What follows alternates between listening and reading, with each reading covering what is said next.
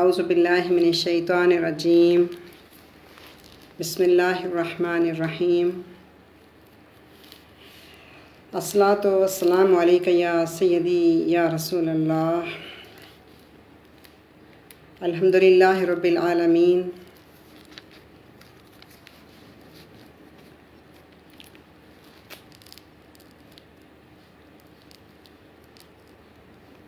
منہاج القرآن international women league کے plate form سے یہ کلاس ترجمہ عرفان القرآن جاری ہے اور آج ہم شروع کر رہے ہیں 26واں پارہ اور اس کی سورت نمبر ہے سورت الفتح۔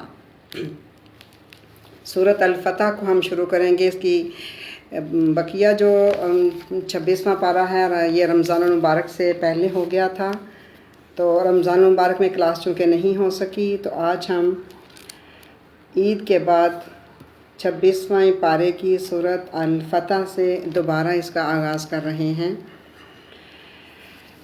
اللہم صلی علی سیدنا و مولانا محمد وعلی آلہ وصحبہ وبارک وسلم صلی علیہ۔ رب اشرح لی صدری ویسر لی امری واحلل عقدۃ من لسانی اللہم فقہنا فی الدین، اللہم فقہنا فی الدین۔ سورت الفتح کی آیت نمبر 1 سے آج ہم شروع کریں گے۔ بسم اللہ الرحمن الرحیم۔ انا فتحنا لک فتحا مبینا، انا بے شک ہم نے فتحنا لک آپ کے لیے فیصلہ فرما دیا ہے اے حبیب مکرم صلی اللہ علیہ وآلہ وسلم، فتحا مبینا، فتح مبین یعنی روشن فتح کا فیصلہ فرما دیا ہے۔ یہ فتح مبین کون سی ہے، اس سے مراد کیا ہے؟ پہلے ہم فتح مبین کو دیکھیں گے، بیت رضوان کو دیکھیں گے، اور اس صورت کے اندر صلح حدیبیہ کا ذکر ہے۔ صلح حدیبیہ ہوئی اور اس میں جو امن معاہدہ ہوا، یہ پورا پس منظر اس کا ہم دیکھیں گے تاکہ ہم ان آیات کو جو آگے آ رہی ہیں ان کو ہم صحیح طرح سے سمجھ سکیں۔ تو فتح مبین جس کا ذکر اس پہلی آیت میں کیا گیا، یہ فتح مبین سے مراد کیا ہے؟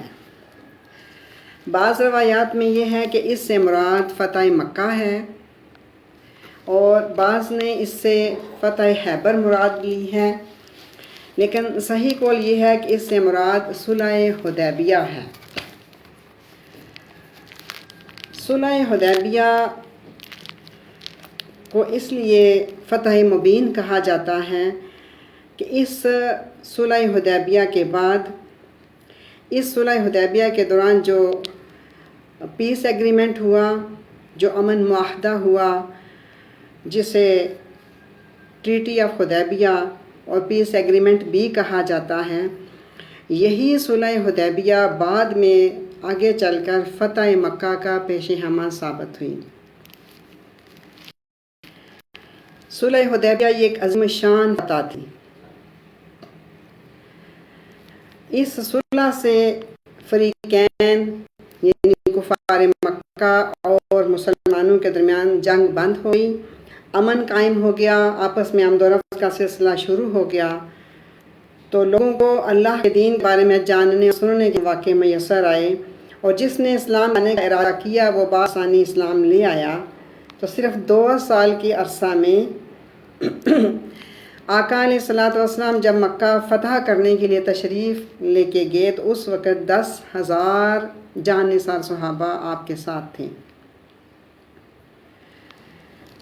اب یہ امن معاہدہ جو ہوا، جسے ٹریٹی آف حدیبیہ کہتے ہیں، یہ کب ہوا، کیوں ہوا اور یہ کیسے ہوا؟ میرے آقا صلی اللہ علیہ وآلہ وسلم 1400 صحابہ کی سنگت میں ان کے ہمراہ عمرہ کے لیے مکہ سے روانہ ہوئے ہیں۔ جب یہ قافلہ 1400 صحابہ کا میرے آقا علیہ الصلوۃ والسلام کی معیت میں حدیبیہ کے مقام پر پہنچتے ہیں۔ یہ گھر سے یعنی مکہ سے نکلے ہیں عمرہ کرنے کے لیے۔ حدیبیہ کے مقام پر پہنچے تو آقا علیہ الصلوۃ والسلام کی جو ناقہ جس کا نام قصوہ تھا وہ بیٹھ گئی، تو لوگوں نے خیال کیا کہ شاید آپ کی جو یہ اونٹنی ہے یہ تھک گئی ہے، جس وجہ سے یہ بیٹھ گئی ہے۔ تو میرے آقا علیہ الصلوۃ والسلام نے فرمایا اسے اس ذات نے آگے بڑھنے سے روک دیا ہے جس ذات نے ہاتھیوں کو مکہ جانے سے روک دیا تھا۔ اور آقا علیہ الصلوۃ والسلام نے جہاں اونٹنی بیٹھ گئی تھی حدیبیہ کے مقام پر صحابہ سے فرمایا تم لوگ بھی یہیں اب قیام پذیر ہو جاؤ۔ لوگوں نے عرض کیا یا رسول اللہ صلی اللہ علیہ وآلہ وسلم یہاں تو پانی کی بوند تک نہیں ہے حدیبیہ کے مقام پر، تو اگر ہم یہاں پڑاؤ کریں گے تو لشکر کے لیے بہت مشکل ہو جائے گا۔ میرے آقا صلی اللہ علیہ وآلہ وسلم نے اپنے ترکش سے ایک تیر نکالا اور ایک صحابی کو حکم دیا کہ کسی کنویں میں اتر جائیں اور یہ تیر اس میں جا کے گاڑ دیں۔ اب وہ تیر گاڑنے کی دیر تھی کہ پانی جوش مار کر ابلنا شروع ہو گیا اور دیکھتے ہی دیکھتے کنواں پانی سے بھر گیا۔ الصلاۃ والسلام علیکہ یا سیدی یا رسول اللہ۔ اب مسلمان، میں نے آگے بھی ذکر کیا تھا کہ مسلمان جب مکہ سے نکلے ہیں تو یہ میرے آقا علیہ الصلوۃ والسلام کی معیت میں عمرہ کرنے کے لیے نکلے ہیں، لیکن کفار کو یہ لگا کہ جیسے اپنے تئیں وہ سمجھے کہ مسلمان شاید مکہ پہ حملہ کرنے آ رہے ہیں یا مکہ پہ قبضہ کر لیں گے آ کے، تو وہ بے ضد ہو گئے مکہ کے کافر۔ انہوں نے کہا کہ مسلمانوں کو عمرہ کرنے کے لیے مکہ میں داخل ہونے کی ہم اجازت نہیں دیں گے۔ اب یہ جنگ کا ماحول ایک پیدا ہونے لگا، لیکن مسلمان تو کسی جنگ کی تیاری کے لیے نکلے ہی نہیں تھے مکہ سے۔ ان کے پاس تو احرام کی صرف 2 چادریں تھیں اور قربانی کے جانور تھے، یہی ان کا کل زاد سفر تھا۔ میرے آقا علیہ الصلوۃ والسلام نے حضرت عثمان غنی رضی اللہ تعالیٰ عنہ کو کفار کے پاس بھیجا کہ جائیں جا کے بات چیت کریں، ڈائلاگ کریں تاکہ ہمیں عمرے کے لیے جانے کی اجازت دی جائے، لیکن کفار نہیں مانے۔ انہوں نے کہا کہ اس سال ہم آپ کو عمرہ کرنے کی اجازت نہیں دے سکتے۔ حضرت عثمان غنی سے فرمایا آپ چونکہ مکہ آئے ہوئے ہیں تو آپ خود عمرہ کر لیں، قربان جائیں۔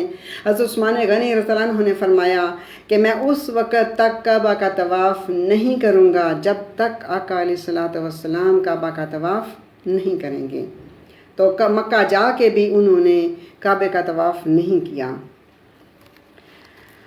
اب کچھ عرصے بعد یہ افواہ پھیل گئی کہ حضرت عثمان غنی رضی اللہ عنہ کو شہید کر دیا گیا ہے۔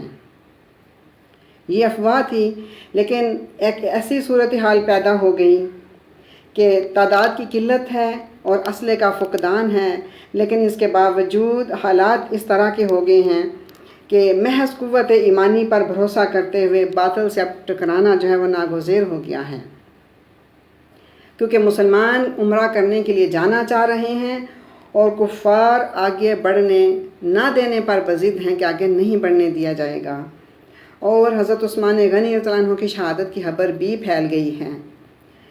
میرے آقا علیہ الصلوۃ والسلام نے ایک ارادہ کیا، آپ ایک درخت کے نیچے تشریف لے آئے حدیبیہ کے مقام پر، اور آپ نے صحابہ سے کو دعوت دی کہ آؤ میرے ہاتھ پر بیعت کرو، یعنی میرے ہاتھ کے اوپر ہاتھ رکھ کے پکا وعدہ کر۔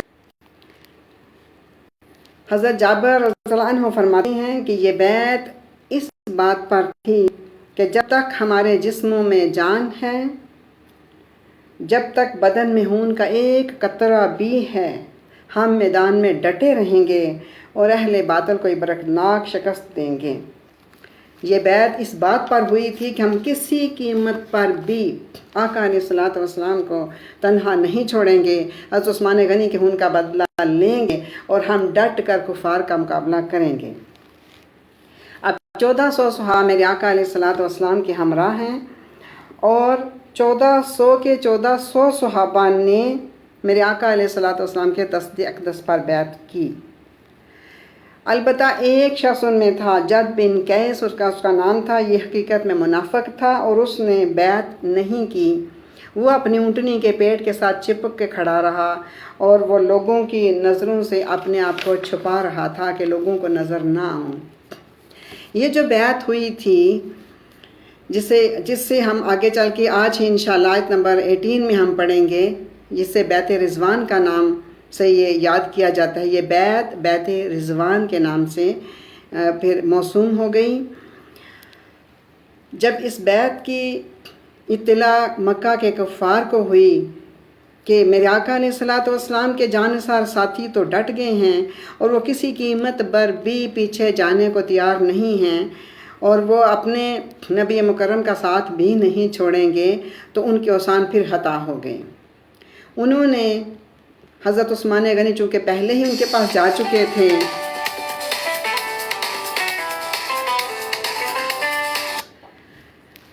حضرت عثمان غنی رضی اللہ عنہ ان کے پاس گئے ہوئے تھے ایز اے سفیر کے طور پہ۔ انہوں نے کفار نے سہیل بن عمرو کو حضرت عثمان غنی رضی اللہ عنہ کے ساتھ سہیل بن عمرو کو بھیجا کہ جاؤ جا کے اس قافلے سے اور آقا علیہ الصلوۃ والسلام سے صلح کی بات چیت کریں جا کے۔ اب وہ جب صلح کے لیے کفار کی طرف سے سہیل بن عمرو آئے تو گفت و شنید ہوئی، ڈائلاگ آپس میں ایکسچینج ہوئے۔ جب ڈائلاگ ایکسچینج ہوئے تو آخر کار ایک معاہدہ طے پایا جسے معاہدہ حدیبیہ کہا جاتا ہے، ٹریٹی آف حدیبیہ، امن معاہدہ بھی اسے کہا جاتا ہے، صلح حدیبیہ بھی کہا جاتا ہے۔ صلح حدیبیہ کا ایک معاہدہ طے پایا جس کی چند شرائط تھیں۔ اب وہ کون سی شرطیں تھیں؟ اب میں ایک ایک کر کے ان شرائط کا ذکر کرتی ہوں۔ صلح حدیبیہ کی شرائط کیا تھیں؟ پہلی شرط یہ تھی کہ فریقین ایک دوسرے کے ساتھ 10 سال تک جنگ نہیں کریں گے، یعنی کفار مکہ اور مسلمانوں کے درمیان 10 سال تک اب کوئی جنگ نہیں ہوگی، اور کوئی فریق خفیہ یا اعلانیہ ایسی حرکت نہیں کرے گا جو امن و آشتی کو درہم برہم کر دے۔ دوسری شرط یہ طے پائی کہ اگر کوئی شخص مکہ سے بھاگ کر آقا علیہ الصلوۃ والسلام کے پاس چلا جائے گا تو حضور نبی مکرم صلی اللہ علیہ وآلہ وسلم اس شخص کو واپس کر دیں گے، لیکن اگر کوئی مسلمان اپنے دین سے پھر کر مکہ چلا جائے گا تو اہل مکہ اسے واپس نہیں کریں گے۔ تیسری شرط یہ تھی کہ عرب کے بادیہ نشین قبائل آزاد ہیں، چاہیں تو مسلمانوں کے ساتھ، چاہیں تو کفار کے ساتھ، جس کے ساتھ چاہیں دوستی کا معاہدہ کر سکتے ہیں۔ چوتھی شرط اس صلح حدیبیہ کی یہ تھی کہ اس سال نبی مکرم صلی اللہ علیہ وآلہ وسلم اپنے صحابہ کے ساتھ عمرہ نہیں کریں گے اور عمرہ کیے بغیر ہی واپس چلے جائیں گے، البتہ اگلے سال آ کے وہ عمرہ ادا کر سکیں گے، اور جب وہ عمرہ ادا کرنے آئیں تو انہیں صرف 3 دن تک مکہ ٹھہرنے کی اجازت ہوگی، اور جب وہ آئیں گے تو تلوار کے سوا کوئی ہتھیار ان کے پاس نہیں ہوگا اور تلوار بھی ان کی میان کے اندر رہے گی۔ پانچویں شرط یہ تھی کہ اہل مکہ ان 3 دنوں میں مکہ سے باہر چلے جائیں گے، لیکن جب مسلمان مکہ سے عمرہ کر کے واپس جائیں گے تو مکہ کے کسی شخص کو ساتھ نہیں لے جائیں گے۔ مسلمانوں نے جب یہ شرائط سنی تو ان کے اوپر رنج و علم کے پہاڑ ٹوٹ پڑے کہ اتنی دب کر، اتنے مغلوب ہو کر صلح کر لی آقا علیہ الصلوۃ والسلام نے۔ مسلمانوں کے اندر بے چینی اور انتشار اور پریشانی پھیل گئی۔ ابھی یہ معاہدہ لکھا ہی جا رہا تھا کہ وہی سہیل بن عمرو جو صلح کی بات چیت کرنے آیا تھا، اس کا اپنا سگا بیٹا ابو جندل وہ مسلمان ہو چکا تھا، اور ابو جندل کا نام ہم نے پرائمری کلاسز میں پڑھا تھا، اور یہ واقعہ ہم نے یوں پڑھا تھا کہ ابو جندل پھر زنجیروں میں جکڑا ہوا اور زنجیروں کے ساتھ زنجیروں کو گھسیٹتا ہوا حدیبیہ کے مقام میں پہنچ آیا، اور اس نے آ کے فریاد کی کہ میرے لیے کچھ کریں۔ مجھے تکلیف ہے، وہ خون نکل رہا تھا اور زنجیروں میں وہ لپٹا ہوا تھا۔ قربان جائیں میرے آقا صلی اللہ علیہ وسلم کی سیرت اور آپ کے کردار پر۔ میرے آقا علیہ السلام نے فرمایا، ہم کفار کے ساتھ معاہدہ کر چکے ہیں، اب ہم معاہدہ نہیں توڑ سکتے۔ اور ابو جندل سے فرمایا، تم صبر کرو، اللہ تعالیٰ تمہاری خلاصی کی کوئی صورت پیدا کر دے گا۔ اس معاہدہ کے بعد میرے آقا صلی اللہ علیہ وسلم نے اپنا احرام کھول دیا اور آپ کو دیکھ کے صحابہ کرام رضوان اللہ اجمعین 1400 صحابہ نے بھی احرام کھول دیے۔ قربانی کے جانور جو ساتھ لے گئے تھے وہ قربانی کے جانور بھی وہیں ذبح کر دیے، اور احرام کھولنے کے بعد مدینہ واپسی کا سفر شروع ہو گیا۔ جب مدینہ واپس آ رہے تھے، بظاہر ایسے لگ رہا تھا کہ مسلمان ناکام ہو کے واپس آ رہے ہیں، یعنی عمرہ کرنے گئے تھے، عمرہ بھی نہیں کیا، احرام بھی کھول دیے، قربانی کے جانور بھی وہیں ذبح کر دیے حدیبیہ کے مقام پر، تو بظاہر ایسے لگا جیسے مسلمان شکست خوردہ ہو کے واپس آ رہے ہیں اور اتنی کمزور شرائط کے اوپر صلح کر لی ہے۔ لیکن جب واپسی کے سفر میں سنان کے مقام پر پہنچے، جو مکہ سے 25 میل کے فاصلے پر ہے، تو یہ سورت مبارکہ نازل ہوئی جس کی پہلی آیت یہ ہے۔ کون سی؟ بسم اللہ الرحمن الرحیم، اِنَّا فَتَحْنَا لَكَ فَتْحًا مُبِينًا، بے شک ہم نے آپ کے لیے فتح مبین کا فیصلہ فرما دیا ہے۔ یعنی بظاہر یہ شکست لگ رہی تھی، لیکن حقیقت میں باطناً یہ بہت بڑی فتح مبین تھی۔ یہ فتح مبین کیسے بنی؟ یہ صلح ہی فتح مبین بن گئی۔ کیسے بنی؟ کہ یہ صلح ہو جانے کے بعد مکہ اور مدینہ کے درمیان جو حالت جنگ تھی، جس وجہ سے تبلیغ کا کام رکا ہوا تھا، آنے جانے کا سلسلہ نہیں ہو پا رہا تھا، یہ حالت جنگ ختم ہو گئی، تبلیغ زور و شور سے شروع ہو گئی، اور ایسی کامیابیاں مسلمانوں کو ملیں ان 2 سالوں میں جو پچھلے 19 سال میں مسلمانوں کو کامیابی نہیں مل سکی۔ اس سفر حدیبیہ پہ جب میرے آقا علیہ السلام نکلے تھے عمرہ کرنے کے لیے، تو آپ کے ساتھ فقط 1400 صحابہ کرام تھے، لیکن صلح حدیبیہ کے بعد 2 سال کی عرصہ میں جب آقا علیہ السلام فتح مکہ کے لیے نکلے تو آپ کے ساتھ 10,000 صحابہ کرام کا لشکر جرار تھا۔ اس لیے کہا جاتا ہے کہ صلح حدیبیہ ہی ایک ایسی عظیم شان فتح تھی جو فتح مکہ کا پیش خیمہ ثابت ہوئی۔ اگر صلح حدیبیہ نہ ہوئی ہوتی تو فتح مکہ مشکل تھا۔ تو فتح مکہ کا اصل سبب کیا بنا؟ صلح حدیبیہ، جس وجہ سے اللہ پاک نے اسے فتح مبین قرار دیا۔ اب بیت رضوان انشاءاللہ آگے چل کے ہم آیت نمبر 18 میں پڑھیں گے، اور اب ہم شروع کرتے ہیں سورۃ الفتح۔ اس کا پس منظر آپ نے سنا تاکہ ان آیات کی ہمیں سمجھ آ سکے۔ بسم اللہ الرحمن الرحیم، اِنَّا فَتَحْنَا لَكَ فَتْحًا مُبِينًا، بے شک اے حبیب مکرم صلی اللہ علیہ وآلہ وسلم، ہم نے آپ کے لیے اسلام کی روشن فتح اور غلبہ کا فیصلہ فرما دیا۔ لِيَغْفِرَ لَكَ اللَّهُ مَا تَقَدَّمَ مِن ذَنبِكَ وَمَا تَأَخَّرَ وَيُتِمَّ نِعْمَتَهُ عَلَيْكَ وَيَهْدِيَكَ صِرَاطًا مُسْتَقِيمًا۔ لِيَغْفِرَ، تاکہ اللہ تعالیٰ معاف فرما دے، لَقَ اللَّهُ لَكَ، آپ کی خاطر اللہ تعالیٰ، ما تقدم مین پہلے والے، من ذنبی کا، ذنب مین گناہ، وما تأخر، اور آپ کے پچھلے گناہ۔ اب بظاہر اس کا معنی یہ لگ رہا ہے کہ اے حبیب مکرم، اللہ آپ کے گناہ معاف فرما دے، پہلے بھی اور پچھلے بھی۔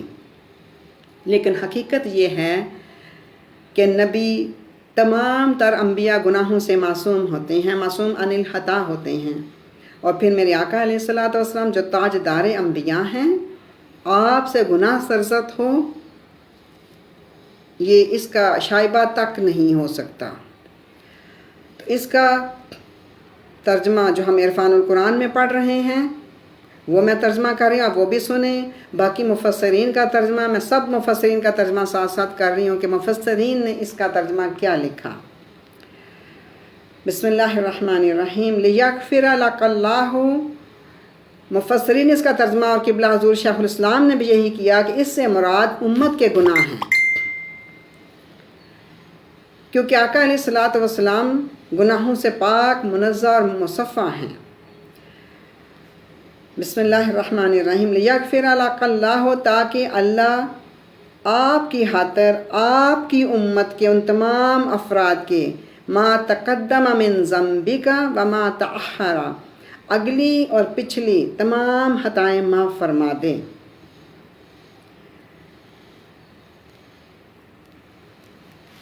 اب چونکہ اگلی 5 آیات بھی امت کے بارے میں ہیں، تو یہ جو آیت ہے یہ بھی امت کے گناہوں کے بارے میں ہی ہے۔ اب امام نصفی نے، امام قرطبی نے، علامہ شوکانی نے یہی لکھا کہ لذنبک سے مراد امت کے گناہ ہیں۔ آپ حاشیہ دیکھیں عرفان القرآن کا، جن کے پاس عرفان القرآن کا ترجمہ موجود ہے، نیچے حاشیہ دیکھیں، حاشیے میں پوری ڈیٹیل دی ہوئی ہے۔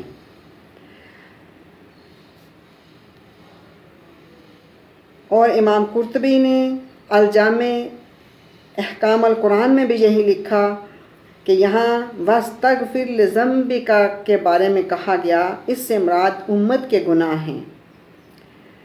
اس کے بعد ابن حبان نے بھی یہی لکھا کہ اس سے مراد یہ ہے کہ آپ اپنے حق میں امت سے سرزد ہونے والی خطاؤں کی۔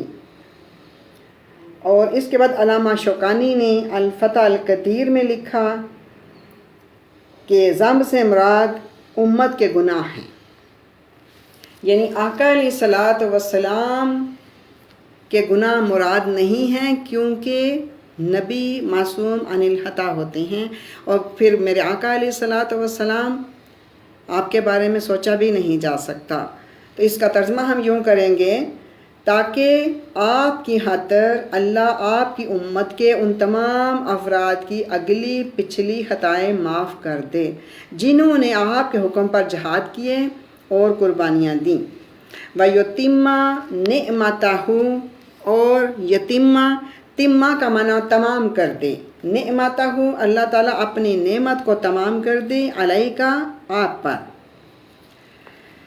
وَيَهْدِيَكَ، اور آپ کو ہدایت دے، صراطً مستقیما، سیدھے راستے پر، اور یوں اسلام کی فتح اور امت کی بخشش کی صورت میں آپ پر اپنی نعمت ظاہراً اور باطناً پوری فرما دیں، اور آپ کے واسطہ سے آپ کی امت کو سیدھے راستے پر ثابت قدم رکھیں۔ صراطً مستقیما، اس سے مراد بھی آپ کی امت کو سیدھے راستے پر آپ کے واسطہ سے قائم و دائم رکھیں۔ وَيَنْصُرَكَ اللَّهُ، نصر مین مدد ہے، اور اللہ آپ کی مدد فرمائے، نصراً عزیزا، نصر مدد، عزیزا غالب، زبردست مدد فرمائے آپ کی۔ هُوَ الَّذِي، وہی اللہ ہے، انزل السکینۃ، جس نے نازل فرمایا سکینہ، سکینہ مین تسکین، سکینہ اس میں اطمینان اور تسلی کو کہتے ہیں، جس کے بعد دل کو قرار آ جائے۔ یعنی صحابہ اکرام کو جب صلح حدیبیہ پر جو پریشانی ہوئی تھی، تشویش ہوئی تھی کہ اتنی دب کے صلح کیوں کی گئی، اتنی کمزور شرائط پر صلح کیوں کی، صحابہ کے دل بے چین ہو رہے تھے، اللہ پاک نے ان کے بے چین دلوں کو تسکین عطا فرمائی، یعنی ان کے طمانینت اور سکون کا نور ان کے اندر انڈیل دیا۔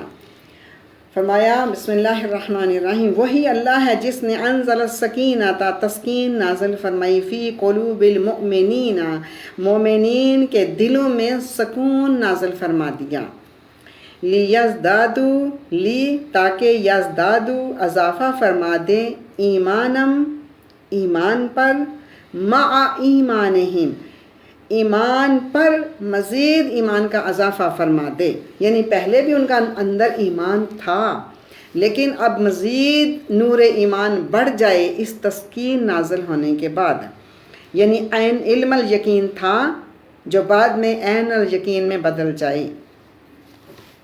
وَلِلَّهِ، اور اللہ ہی کے لیے ہے، جنود السماوات والارض، جنود جند کہتے ہیں لشکر کو، اور جند کی جمع ہے جنود۔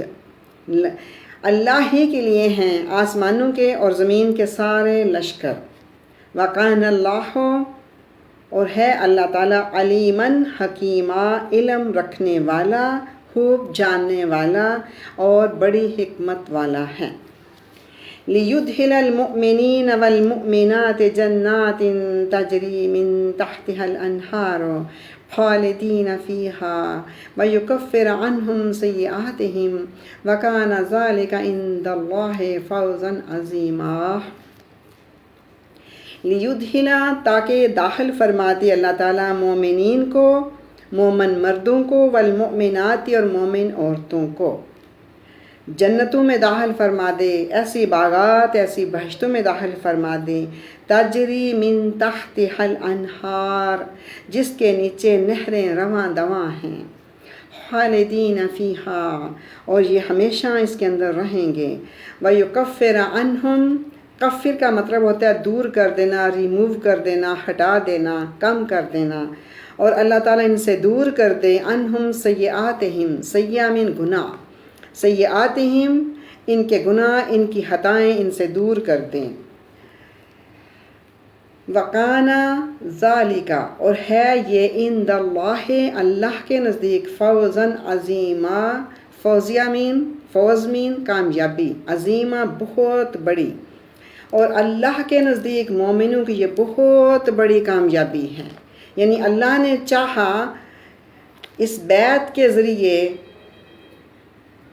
کہ وہ بیعت کر لیں تو اللہ تعالیٰ ان مومن مردوں کی، مومن عورتوں کی خطاؤں کو بالکل، جو ان کے دامن میں تھیں، کوئی لغزش تھی، کوئی خطا تھی، اس کو بالکل ان سے دور کر دے، یعنی ان کے گناہوں کو بالکل مٹا دے۔ اور یہ جو تھی یہ بہت بڑی کامیابی تھی مومن مردوں کی اور مومن عورتوں کی، سب سے بڑی کامیابی یہی تھی کہ اللہ تعالیٰ نے ان کے گناہوں کی بخشش فرما دی۔ وَيُعَذِّبَ الْمُنَافِقِينَ وَالْمُنَافِقَاتِ وَالْمُشْرِكِينَ وَالْمُشْرِكَاتِ الظَّانِّينَ بِاللَّهِ ظَنَّ السَّوْءِ، اور يُعَذِّبَ الْمُنَافِقِينَ، اور عذاب دے اللہ تعالیٰ منافق مردوں کو، والمنافقاتی، اور منافق عورتوں کو، والمشرکین، مشرک مردوں کو، والمشرکاتی، مشرک عورتوں کو، الظانین، جو ظن کر رہے تھے، ظن کا مطلب ہوتا ہے گمان کرنا، باللہ، اللہ کے بارے میں۔ کون گمان کر رہا تھا؟ منافق مرد اور منافق عورتیں جو اللہ کے بارے میں گمان کر رہے تھے۔ کیسا گمان؟ ظن السوء، بہت ہی بری بدگمانیاں کر رہے تھے اللہ کے بارے میں وہ۔ علیہم دائرۃ السوء، علیہم ان پر، دائرہ مین گردش ہے، سو مین بری، انہی پر بری گردش مقرر ہے۔ وغضب اللہ علیہم، اور ان پر اللہ کا غضب ہے، غضب مین غصہ ہے اللہ کا ان پر، وَلَعَنَهُمْ، اور ان پر اللہ کی لعنت ہے، وَأَعَدَّ لَهُمْ جہنم، وَأَعَدَّ لَهُمْ، عدّا کا معنی ہوتا ہے تیار کر دینا، اور اللہ نے ان کے لیے تیار کی ہے جہنم تیار کی ہے۔ وَسَاءَتْ مَصِيرًا، ساء بہت ہی برا، ساء سوء، یہ سب برائی کے معنی میں آتی ہیں۔ وَسَاءَتْ مَصِيرًا، اور یہ بہت ہی برا ٹھکانہ ہے، لوٹ کر جانے کی جگہ ہے۔ وَلِلَّهِ، اور اللہ ہی کے لیے ہے، جنود السماوات والارض، سارے لشکر آسمانوں کے اور زمین کے اللہ ہی کے لیے ہیں۔ وَقَانَ اللَّهُ عَزِيزًا حَكِيمًا، اور ہے اللہ تعالیٰ زبردست حکمت والا۔ إِنَّا أَرْسَلْنَاكَ شَاهِدًا وَمُبَشِّرًا وَنَذِيرًا، اِنَّا، بے شک ہم نے، ارسلناک، اے حبیب مکرم، ہم نے آپ کو بھیجا ہے، شاہدن، شاہد بنا کر، یعنی روز قیامت گواہی دینے کے لیے اعمال اور احوال امت کا مشاہدہ فرمانے والا۔ شاہد کا معنی ہوتا ہے گواہ، اور گواہ اس کو کہتے ہیں جو اپنی آنکھوں سے آئی وٹنس ہو، آنکھوں سے مشاہدہ فرما رہا ہو، اسی کو گواہ کہا جاتا ہے۔ فرمایا ہم نے اے مصطفیٰ صلی اللہ علیہ وسلم آپ کو مشاہدہ فرمانے والا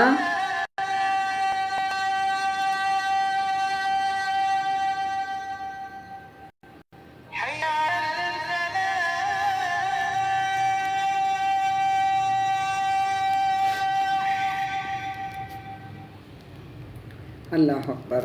بسم اللہ الرحمن الرحیم۔ آیت نمبر 8 میں پڑھ رہی تھی۔ بسم اللہ الرحمن الرحیم۔ اے حبیب مکرم صلی اللہ علیہ وآلہ وسلم، ہم نے آپ کو روز قیامت گواہی دینے کے لیے اعمال اور احوال امت کا مشاہدہ فرمانے والا و مبشراً اور خوشخبری سنانے والا و نذیرا اور ڈر سنانے والا بنا کر بھیجا ہے۔ شاہد کے معنی کیا ہیں؟ شاہد کے معنی ہیں گواہ کے، اور جب تک کوئی اپنی آنکھوں سے نہ دیکھے اس کی گواہی قابل قبول نہیں ہوتی ہے۔ اور میرے آقا علیہ الصلوۃ والسلام اپنی امت پر بھی گواہ ہیں، اور سابقہ امتوں کے بھی، سابقہ انبیاء کے بھی آپ گواہی دیں گے قیامت والے دن کہ انہوں سب نے اپنی تبلیغ کا حق ادا کر دیا تھا۔ اور یہ ایک حدیث پاک ہے کہ آقا علیہ الصلوۃ والسلام شاہد ہیں، آپ اپنی امت کے احوال اور اعمال کو دیکھ رہے ہیں۔ اس حدیث کی لکھا امام بزار نے اپنی مسند میں، امام دہلوی نے الفردوس میں، قاضی ایاز نے الشفاء میں، امام عسقلانی اور امام ابن کثیر فرماتے ہیں یہ صحیح حدیث ہے۔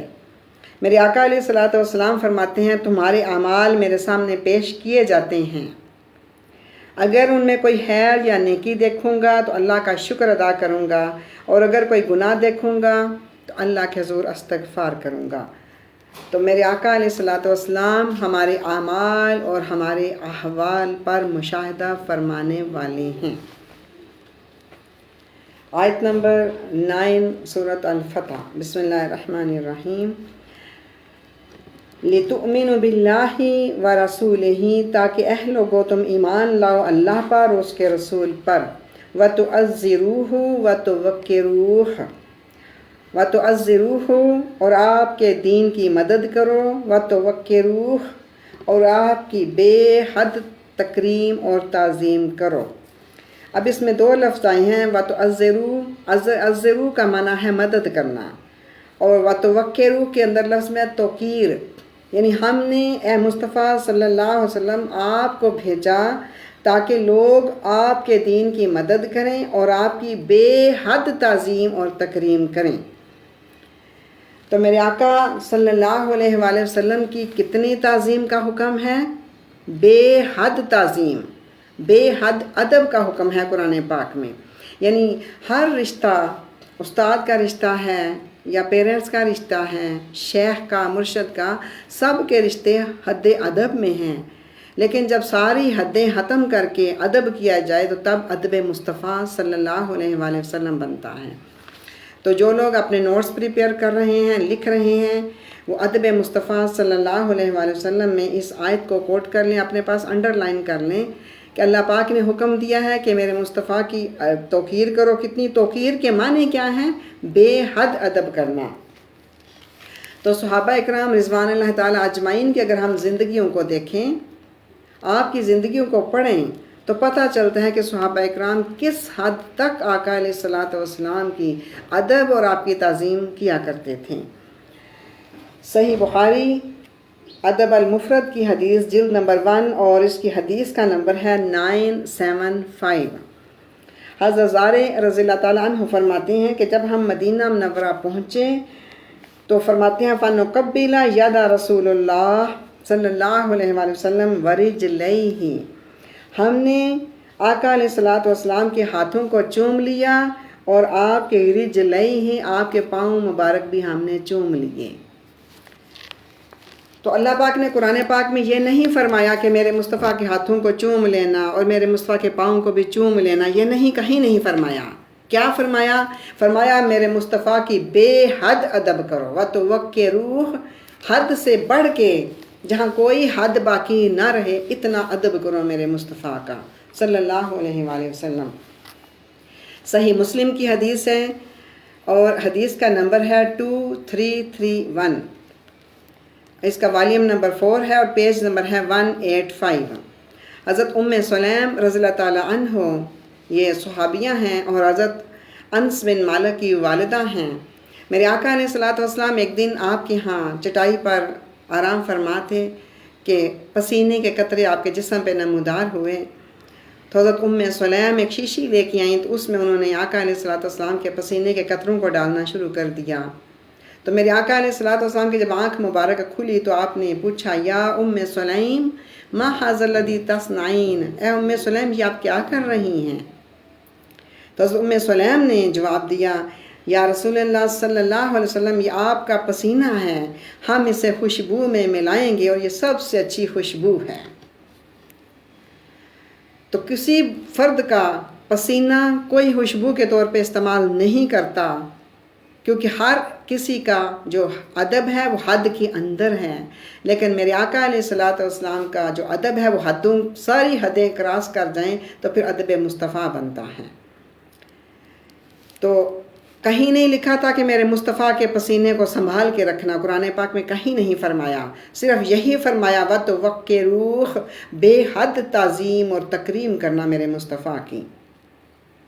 پھر حضرت مغیرہ بن ابی رزین انہوں نے حضرت عباس بن عبد المطلب یعنی آقا علیہ الصلوۃ والسلام کے چچا حضرت عباس رضی اللہ عنہ سے پوچھا، اور یہ حدیث امام حاکم نے اپنی المستدرک میں روایت کی اور حدیث کا نمبر ہے 5398۔ انہوں نے پوچھا آپ کے چچا سے، ایّم اکبر انت ام النبی صلی اللہ علیہ وسلم، آپ بڑے ہیں یا نبی مکرم صلی اللہ علیہ وآلہ وسلم بڑے ہیں؟ ظاہر ہے چچا عمر میں بڑے تھے اور آقا علیہ الصلوۃ والسلام ان کے بھتیجے ہیں، آپ عمر میں چھوٹے ہیں، اور وہ کہہ سکتے تھے کہ میں عمر میں بڑا ہوں، لیکن قربان جائیں صحابہ اکرام کی زندگیوں پر، آپ کے محبت پر، آپ کے ادب پر، کہ انہوں نے بڑا کہنا، اپنے آپ کو یہ کہنا بھی گوارا نہیں کیا کہ میں عمر میں بڑا ہوں، کیونکہ بڑے کا لفظ ہی اپنے لیے استعمال نہیں کیا۔ ان کا کیا جواب تھا؟ حضرت عباس رضی اللہ عنہ نے جواب دیا، ہو اکبر منی، وہی بڑے ہیں، یعنی آقا علیہ الصلوۃ والسلام کا فرمایا کہ وہی بڑے ہیں مجھ سے، وَأَنَا وَلِدْتُ قَبْلَهُ، میں تو پیدا پہلے ہو گیا تھا۔ قربان جائیں کیسا خوبصورت جواب ہے۔ تو اگر ہم نے یہ دیکھنا ہو کہ صحابہ اکرام کس حد تک ادب کیا کرتے تھے آقا علیہ الصلوۃ والسلام کا، تو ہمیں آپ کی صحابہ اکرام کی زندگیوں کو پڑھنا ہوگا، دیکھنا ہوگا کہ کس درجے تک ادب مصطفیٰ صلی اللہ علیہ وآلہ وسلم تھا۔ آج ادب کی بات کریں، محبت کی بات کریں تو یہ کہتے ہی کہنا شروع کر دیتے ہیں کہ یہ شرک کرنا شروع کر دیا ہے۔ تو کیا حضرت سلیم رضی اللہ عنہ پسینہ مبارک اکٹھا نہیں کر رہی؟ کیا یہ شرک نہیں ہو رہا؟ میرے آقا ایک دوسری حدیث پاک میں میرے آقا علیہ الصلوۃ والسلام نے سلیم کو فرمایا، اصبتی، سلیم تو نے صحیح کیا ہے جو کیا ہے، you have done the right action. اور آپ نے یہ نہیں فرمایا کہ سلیم تم یہ کیا کر رہی ہو، میرا پسینہ اکٹھا کر رہی ہو، میرے پسینے میں کیا رکھا ہے؟ نماز روزہ کرو، جو میں حکم لے کے آیا، شریعت کے احکامات لے کے آیا ہوں وہ شریعت پر عمل کرو، اب نماز پڑھا کرو، حج کیا کرو، زکوٰۃ دیا کریں، میرے پسینے میں کیا رکھا ہے؟ لیکن یہ نہیں فرمایا، فرمایا اصبتی، اے سلیم تو نے صحیح کیا ہے۔ تو ہم پڑھ رہے تھے وَتُوَقِّرُوهُ کہ میرے مصطفیٰ کا بے حد ادب کیا کرو۔ اور اب ہم پہنچے آیت سورۃ الفتح کی، آیت نمبر 9 جاری تھی، تو میں وَتُوَقِّرُوهُ کی تشریح کر رہی تھی کہ توقیر کس درجے تک صحابہ اکرام کیا کرتے تھے۔ انشاءاللہ ادب مصطفیٰ صلی اللہ علیہ وسلم پہ مزید بات ہوگی۔ سورۃ الفتح کے بعد اگلی سورۃ الحجرات ہیں۔ سورۃ الحجرات میں میرے آقا علیہ الصلوۃ والسلام کے ادب کے اوپر بات ہوگی، قرآن پاک کی روشنی میں بھی، اور مزید احادیث کی روشنی میں بات بھی الحجرات میں ہوگی۔ تو کوشش کریں سورۃ الحجرات کو ضرور آپ لوگ جوائن کریں۔ بسم اللہ الرحمن الرحیم۔ وَتُسَبِّحُوهُ، اور تم تسبیح کیا کرو اللہ کی، بکرتم و اصیلا، بکرہ مین صبح و اصیلا مین شام کو، صبح و شام اللہ کی تسبیح کیا کرو۔ ان الذین یبایعونک، بے شک جو لوگ یبایعونک، بیع کے اندر لفظ موجود ہے بیعت، جو لوگ آپ سے بیعت کرتے ہیں، انما یبایعون اللہ، وہ اللہ ہی سے بیعت کرتے ہیں۔ صلح وہ حدیبیہ کے مقام پر جب بیعت آقا علیہ الصلوۃ والسلام نے فرمائی تو آپ کے ہاتھوں پہ صحابہ ہاتھ رکھ رکھ کے بیعت فرما رہے تھے۔ اللہ پاک نے فرمایا جن لوگوں نے آپ سے بیعت کی ہے یا رسول اللہ صلی اللہ علیہ وسلم، انہوں نے حقیقت میں اللہ ہی سے بیعت کی ہے۔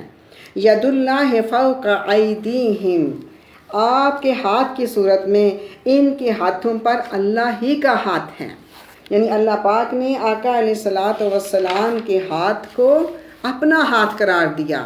فرمایا ان کے ہاتھوں پہ آپ کے ہاتھ کی صورت میں اللہ کا ہاتھ ہے، تو اللہ نے آپ کے ہاتھ کو اپنا ہاتھ قرار دیا، آقا علیہ الصلوۃ والسلام کی رضا کو اپنی رضا قرار دیا سورۃ توبہ میں، آقا علیہ الصلوۃ والسلام کی مخالفت کو اللہ پاک نے اپنی مخالفت قرار دیا سورۃ توبہ آیت نمبر 63 میں، اور اللہ پاک نے اپنا فضل اور رسول کا فضل فرمایا ایک ہی ہے، جس پہ میں نے فضل کیا، فضل سے دیا اسے، میرے رسول پہ اس نے فضل کیا، میرے رسول نے اس پر فضل کیا۔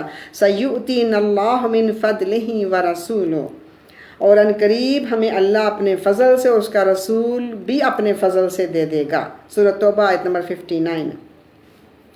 اللہ پاک نے اپنی مخالفت، رسول کی مخالفت اور اپنی مخالفت کو ایک قرار دیا سورۃ الانفال میں، اور فرمایا جو میرے مصطفیٰ سے آگے بڑھ گیا وہ اللہ سے آگے بڑھ گیا، تو جس نے پہل کر لی المصطفیٰ سے اس نے پہل کر لی اللہ سے سورۃ الحجرات آیت نمبر 1 میں فرمایا اغناہم اللہ ورسولہ من فضلی، اور انہیں غنی کر دیا اللہ نے اور اللہ کے رسول نے اپنے فضل سے۔ تو غنی کرنا اللہ اور اللہ کے رسول کا ایک ہے، فضل دونوں کا ایک ہے، رضا دونوں کی ایک ہے، مخالفت دونوں کی ایک ہے۔ جس نے مصطفیٰ کی اطاعت کی، من یطع الرسول فقد اطاع اللہ، اس نے اللہ کی اطاعت کر لی۔ ومن یعص اللہ ورسولہ سورۃ النساء آیت نمبر 14، جس نے نافرمانی کی اللہ کی اور اللہ کے رسول کی، یہ نافرمانی بھی دونوں کی ایک ہے، اور جس نے ہر چیز سے بڑھ کر محبت کی اللہ اور اللہ کے رسول سے سورۃ توبہ آیت نمبر 24، اللہ اور اللہ کے رسول سے محبت بھی ایک ہے۔ جس نے مصطفیٰ سے محبت کی اس نے اللہ سے محبت کی۔ تو صرف اللہ نے مصطفیٰ کے ہاتھ کو اپنا ہاتھ قرار نہیں دیا، بلکہ بہت ساری چیزیں جن کا میں نے ابھی ذکر کیا، یہ ساری چیزیں بے شمار آیات ہیں، میں نے تو چند ایک نمونے کے طور پہ آپ کے سامنے پیش کی ہیں کہ اللہ پاک نے اپنا فضل ایک قرار دیا، رضا ایک قرار دی، مخالفت ایک قرار دی، اطاعت کو ایک قرار دیا، اور نافرمانی کو بھی ایک قرار دیا، اپنا بلاوا مصطفیٰ کا بلاوا ایک قرار دیا۔ فرمایا جس کو مصطفیٰ نے بلایا اس کو اللہ نے بلایا، تو بلاوا بھی دونوں کا ایک ہے۔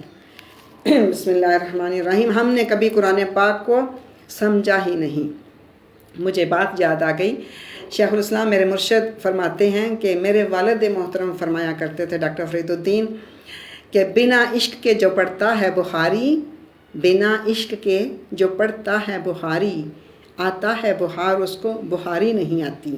تو جب تک محبت کے بغیر آپ بخاری شریف پڑھتے ہیں تو آپ کو بخاری شریف کی سمجھ کیسے آئے گی؟ تو جب محبت مصطفیٰ صلی اللہ علیہ وآلہ وسلم کے بغیر ہم قرآن پاک پڑھیں گے تو ہمیں قرآن پاک سے ملتا بھی کچھ نہیں۔ یضل بہ کثیرا ویہدی بہ کثیرا، اسی قرآن پاک کو پڑھ کے لوگ گمراہ ہو جاتے ہیں اور اسی کو پڑھ کے لوگ ہدایت پاتے ہیں، اور ہدایت وہی پا سکتے ہیں جن کے اندر ادب مصطفیٰ صلی اللہ علیہ وآلہ وسلم موجود ہو، اور محبت مصطفیٰ صلی اللہ علیہ وسلم اندر کوٹ کوٹ کے بھرا ہوا ہو۔ جب یہ دونوں چیزیں دل سے نکل جائیں گی، ان کے بغیر ہم قرآن پاک پڑھیں گے تو ہمیں اس قرآن پاک سے ہدایت نصیب نہیں ہو سکتی۔ بسم اللہ الرحمن الرحیم۔ میں آیت نمبر 10 پڑھ رہی تھی کہ آپ کے ہاتھ کی صورت میں ان کے ہاتھ پر اللہ کا ہاتھ ہے۔ فمن ناکاسا، جس نے اس بیعت کو توڑ دیا، یہ پہلے ہی اللہ پاک نے فرما دیا تھا، وارننگ دے دی تھی کہ جس نے اس بیعت کو توڑ دیا فَإِنَّمَا يَنْقُصُ عَلَىٰ نَفْسِهِ، تو اس کے توڑ دینے کا وبال اسی شخص پر ہے۔ ومن اوفا، اور جس نے وفا کر دیا، اس بیعت کو وفا کر دیا، پورا کر دیا اس عہد کو، بما عاہد علیہ اللہ، جس کے پورا کرنے پر اس نے اللہ سے عہد کیا تھا، فَسَيُؤْتِيهِ أَجْرًا عَظِيمًا، تو ان قریب اللہ تعالیٰ سے بہت اجر عظیم عطا فرمائے گا۔ اور حضرت جابر رضی اللہ عنہ فرماتے ہیں کہ ہم میں سے کسی نے بھی اس بیعت کو نہیں توڑا سوائے جد بن قیس کے، جس کا ذکر میں نے پہلے بھی کیا تھا۔ وہ در حقیقت منافق تھا اور بیعت اس نے کی ہی نہیں تھی، وہ بیعت کے وقت اپنے اونٹ کی بغل میں چھپا ہوا تھا۔ آیت نمبر 11 ہم پڑھنے لگے ہیں سورۃ الفتح کی۔ بسم اللہ الرحمن الرحیم۔ سَيَقُولُ لَكَ الْمُخَلَّفُونَ مِنَ الْأَعْرَابِ شَغَلَتْنَا أَمْوَالُنَا وَأَهْلُونَا فَاسْتَغْفِرْ لَنَا يَقُولُونَ بِأَلْسِنَتِهِم مَّا لَيْسَ فِي قُلُوبِهِمْ۔ اللہ پاک نے یہ بھی آقا علیہ الصلوۃ والسلام کو پیشگی بتا دیا، خبر دے دی۔ سَيَقُولُ لَكَ، ان قریب وہ لوگ آپ سے کہیں گے آ کے، محلفون، خلف کہتے ہیں پیچھے کو، خلف الامام ہوتا ہے نا، امام کے پیچھے کھڑے ہونا۔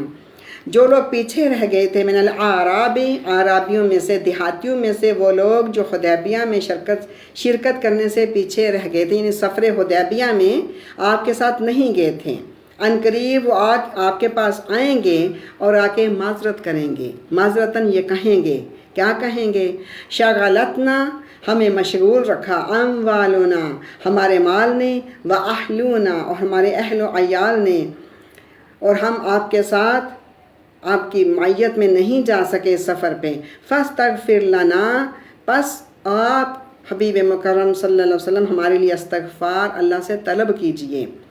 اللہ پاک فرما رہا ہے یہ منہ سے آ کے یہ کہیں گے آپ سے کہ ہمارے مال تھے، ہمارا ڈھور ڈنگر تھا، ہمارے بچے تھے، بیویاں تھیں، ہم جا نہیں سکیں، اب اللہ سے آپ ہمارے لیے معافی مانگیں کہ ہم سفر پہ نہیں جا سکیں۔ اللہ پاک فرما رہا ہے یقولون بألسنتہم، یہ منافق لوگ ہیں، یہ زبان سے آ کے آپ سے یہی کہیں گے، ما لیس فی قلوبہم، مگر یہ بات ان کے دلوں میں نہیں ہے۔ یعنی لوگ یہ زبان سے آپ کو کہہ رہے ہوں گے، ان کے دل میں حقیقت یہ بات نہیں ہوگی۔ حقیقت میں آپ کو کہہ رہے ہیں کہ ہم آپ کے حکم کی تعمیل تو ضرور کرتے ہیں، لیکن ہمارے مال اور اولاد کی وجہ سے ہم نہیں جا سکے۔ قل، فرما دیجئے، فَمَن يَمْلِكُ لَكُم مِّنَ اللَّهِ شَيْئًا، کون ہے جس میں اتنی مالک ہے، جس میں اتنی قدرت ہے کہ آپ کو اللہ کے فیصلے کے خلاف بچانے کا اختیار رکھتا ہو۔ ان ارادہ بکم درن او ارادہ بکم نفعا، اگر اللہ ارادہ کر لے تمہیں نقصان پہنچانے کا یا اللہ ارادہ کر لے تمہیں نفع پہنچانے کا، تو کوئی ہے جو تمہیں اللہ کے ارادے سے بچا سکتا ہو؟ یعنی یہ کہہ رہی ہیں کہ ہم تو اس لیے سفر پہ نہیں گئے کہ ہمارے جانور پیچھے سے نہ مر جائیں، ہمارے بچوں کو نقصان نہ ہو جائے، ہمارے خاندانوں کو کچھ نہ ہو جائے۔ تو اللہ پاک فرما رہا ہے اگر یہ سفر پہ نہ جاتے اور یہ گھر میں موجود رہتے تو کیا ان کی موجودگی میں اگر کسی کی موت آنی ہوتی تو موت نہ آ جاتی؟ اگر جانوروں کو کوئی وبا پھیلنی ہوتی تو ان میں وبا نہ پھوٹ پڑتی؟ اگر اللہ ارادہ فرما لے تو گھروں میں بیٹھے ہوں کو نقصان ہو جاتا ہے، اور اگر اللہ نفع دینا چاہے تو گھر میں بیٹھے ہوئے بھی نفع مل سکتا ہے۔ تو اللہ کے فیصلے کے خلاف کچھ نہیں ہو سکتا۔ یعنی یہ گھر بیٹھے رہے اپنے آپ کو نفع دینے کے لیے، تو اللہ کے فیصلے کے خلاف کوئی نفع نہیں پا سکتا، کوئی نقصان نہیں پا سکتا۔ بل کان اللہ بما تعملون خبیرا، بلکہ اللہ تمہارے کاموں سے خوب باخبر ہے، بما تعملون، جو تم کرتے ہو، خبیرا، اللہ اس سے باخبر ہے۔ بل ظننتم، بلکہ تم نے ظن کیا، گمان کر لیا، لن ينقلب الرسول، لن کا معنی ہوتا ہے ہرگز نہیں، نیور، ینقلبا، قلب کا معنی ہوتا ہے الٹنا پلٹنا، لوٹ آنا۔ تم نے یہ سوچا تھا لن ينقلب الرسول، کہ رسول صلی اللہ علیہ وسلم اب حدیبیہ کے سفر سے کبھی لوٹ کے نہیں آئیں گے، والمؤمنون، اور مومن بھی کبھی لوٹ کے نہیں آئیں گے، الی اہلیہم، اپنے اہل خانہ کی طرف، ابدا، کبھی بھی۔ تم نے سوچا تھا ان کی تعداد کم ہے، 1400 لوگ ہیں، اور یہ سفر عمرہ پہ جا رہے ہیں تو کفار ان پہ حملہ کر دیں گے، اور اسلام کا چراغ گل کر دیں گے، اور مصطفیٰ صلی اللہ علیہ وسلم اور ان کے ساتھی صحابہ کرام کبھی بھی لوٹ کے واپس نہیں آئیں گے مکہ میں، تم نے یہ گمان کر لیا تھا۔ وَزُيِّنَ ذَلِكَ فِي قُلُوبِكُمْ، اور تمہارے دلوں میں یہ بات زینا بڑی خوب آراستہ مزین کر دی گئی تھی۔ ظن السوء، یہ بہت ہی برا گمان تھا جو تم نے کیا تھا، اور تمہارے نفس نے یہ بات تمہارے دل میں مزین کر دی تھی۔ وَكُنْتُمْ قَوْمًا بُورًا، اور تم ہلاک ہونے والی قوم بن گئے۔ وَمَن لَّمْ يُؤْمِن بِاللَّهِ وَرَسُولِهِ، ومن اور جو کوئی لم نہیں یؤمن ایمان لائے اللہ پر اور اس کے رسول پر ایمان نہ لائے، فَإِنَّا أَعْتَدْنَا لِلْكَافِرِينَ سَعِيرًا، تو بے شک ہم نے اعتدنا تیار کر رکھی ہے للکافرین کافروں کے لیے سعیرا دوزخ تیار کر رکھی ہے۔ وَلِلَّهِ مُلْكُ السَّمَاوَاتِ وَالْأَرْضِ، اور اللہ ہی کے لیے ہے بادشاہت آسمانوں کی اور زمین کی۔ یغفر لمن یشاء ویعذب من یشاء، یغفر وہ بخش دیتا ہے، معاف کر دیتا ہے جسے چاہے، اور عذاب دیتا ہے جسے وہ چاہے۔ وَقَانَ اللَّهُ غَفُورًا رَحِيمًا، اور اللہ ہے غفور الرحیم، بخشنے والا ہے، رحیم ہے۔ سَيَقُولُ الْمُخَلَّفُونَ، اب ایک اور خبر اللہ پاک نے میرے آقا علیہ الصلوۃ والسلام کو پہلے ہی دے دی۔ کیا فرمایا؟ فرمایا اللہ پاک نے، بسم اللہ الرحمن الرحیم، سَيَقُولُ الْمُخَلَّفُونَ إِذَا انطَلَقْتُمْ إِلَىٰ مَغَانِمَ لِتَأْخُذُوهَا ذَرُونَا نَتَّبِعْكُمْ يُرِيدُونَ أَن يُبَدِّلُوا كَلَامَ اللَّهِ قُل لَّن تَتَّبِعُونَا كَذَٰلِكُمْ قَالَ اللَّهُ مِن قَبْلُ فَسَيَقُولُونَ بَلْ تَحْسُدُونَنَا بَلْ كَانُوا لَا يَفْقَهُونَ إِلَّا قَلِيلًا۔ فرمایا سا عنقریب یقولو کہیں گے محلفون جو پیچھے رہ گئے تھے، یعنی سفر حدیبیہ میں آپ کے ساتھ نہیں گئے تھے، وہ عنقریب آپ سے آ کے کہیں گے اذن طلقتم، اذا جب طلقتم تم لوگ چلو گے الی مغانم مال غنیمت حاصل کرنے کے لیے، لتاخذوها تاکہ تم اسے حاصل کر سکو۔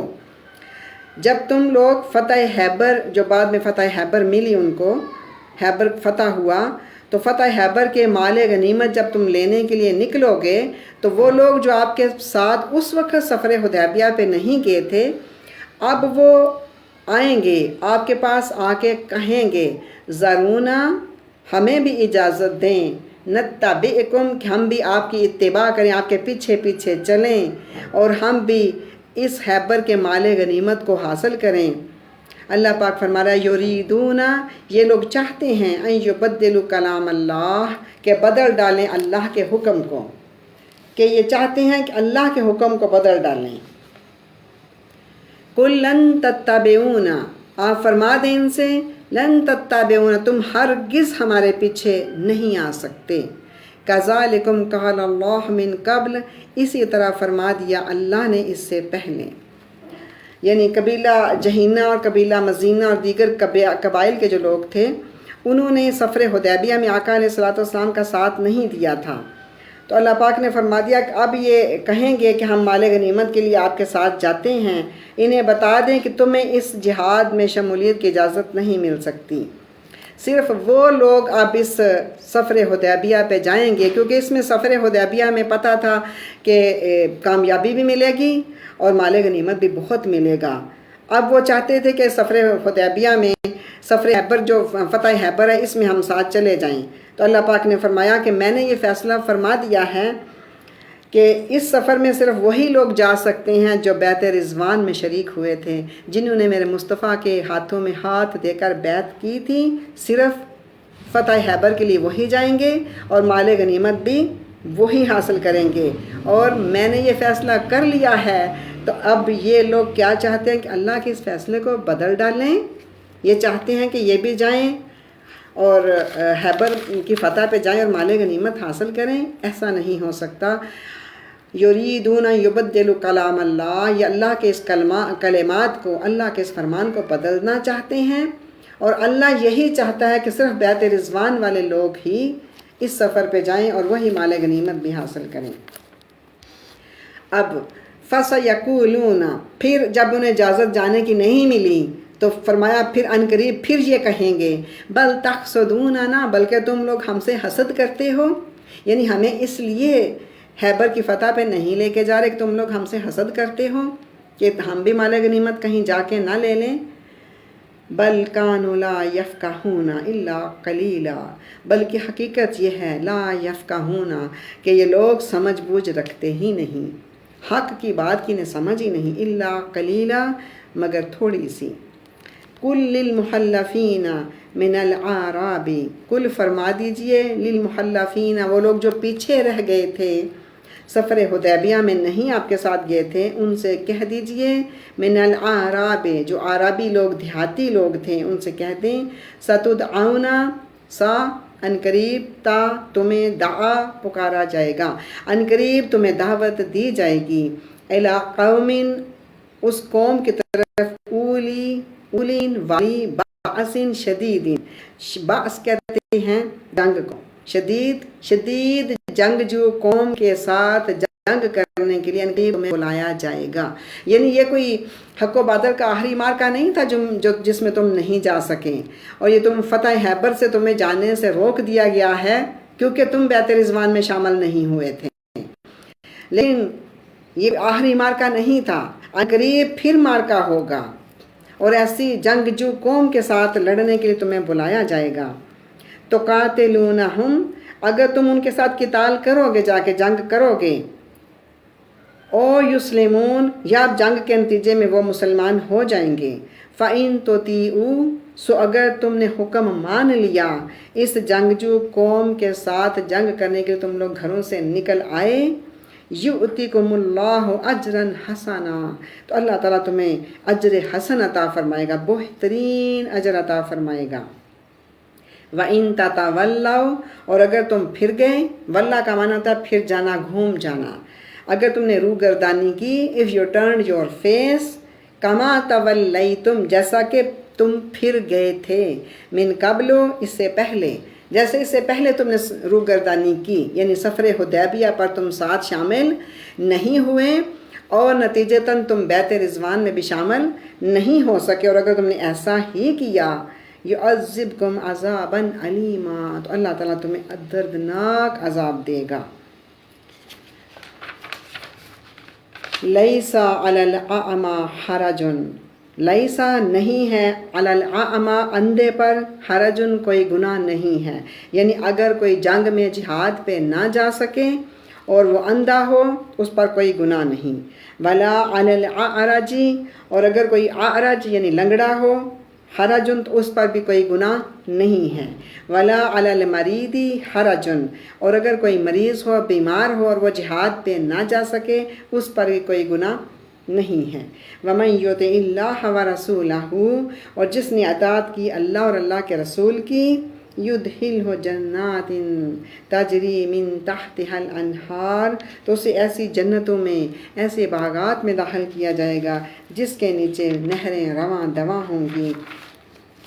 وَمَن يَتَوَلَّ، اور جو پھر جائے گا، منہ پھیر لے گا، يُعَذِّبْهُ عَذَابًا عَلِيمًا، تو اسے دردناک عذاب دیا جائے گا۔ اگلی آیت جو ہے لَقَدْ رَضِيَ اللَّهُ عَنِ الْمُؤْمِنِينَ، یہ بیعت رضوان کے اوپر ہے، میں اس آیت کو پڑھ دیتی ہوں، تو انشاءاللہ ترجمہ جو ہے وہ نیکسٹ کلاس میں اسی بیعت رضوان سے آیت نمبر 18 سے ہم شروع کریں گے۔ آپ لوگ کلاس جوائن کریں اور دیکھیں کہ بیعت رضوان کیا تھی۔ بسم اللہ الرحمن الرحیم۔ لَقَدْ رَضِيَ اللَّهُ عَنِ الْمُؤْمِنِينَ إِذْ يُبَايِعُونَكَ تَحْتَ الشَّجَرَةِ فَعَلِمَ مَا فِي قُلُوبِهِمْ فَأَنزَلَ السَّكِينَةَ عَلَيْهِمْ وَأَصَابَهُمْ فَتْحًا قَرِيبًا وَمَغَانِمَ كَثِيرَةً يَأْخُذُونَهَا وَكَانَ اللَّهُ عَزِيزًا حَكِيمًا۔ صدق اللہ العظیم وبلغنا رسولہ النبی الکریم۔ اللہم صلی علی سیدنا و مولانا محمد وعلی آلہ وصحبہ وبارک وسلم صلی علیہ۔ اللہم ارحمنی بالقرآن العظیم واجعلہ لی اماما ونورا وہدی ورحمہ۔ اللہم نور قلوبنا بالقرآن ونجنا بالقرآن وادخلنا جنت بالقرآن واجعلہ لی حجۃ یا رب العالمین آمین۔ صدق اللہ العظیم وبلغنا رسولہ النبی الکریم۔ یا رب العزت اپنی کرم کے صدقے، اپنے فضل کے صدقے اس قرآن پاک کا پڑھنا، اس کا سمجھنا اپنی بارگاہ میں قبول فرما، اور اے رب العزت اپنی کرم کے صدقے اس کلاس میں برکت عطا فرما اور ہمارے لیے اس قرآن پاک کو سمجھنا آسان فرما۔ اس قرآن پاک کے تصدق سے یا رب العزت جب تک زندگی ہے ایمان کے ساتھ جینا اور ایمان کے ساتھ مرنا نصیب فرما۔ اے اللہ ہماری دعا کو اپنی بارگاہ الہی میں قبول و منظور فرما۔ آمین ثم آمین۔ السلام علیکم ورحمۃ اللہ وبرکاتہ۔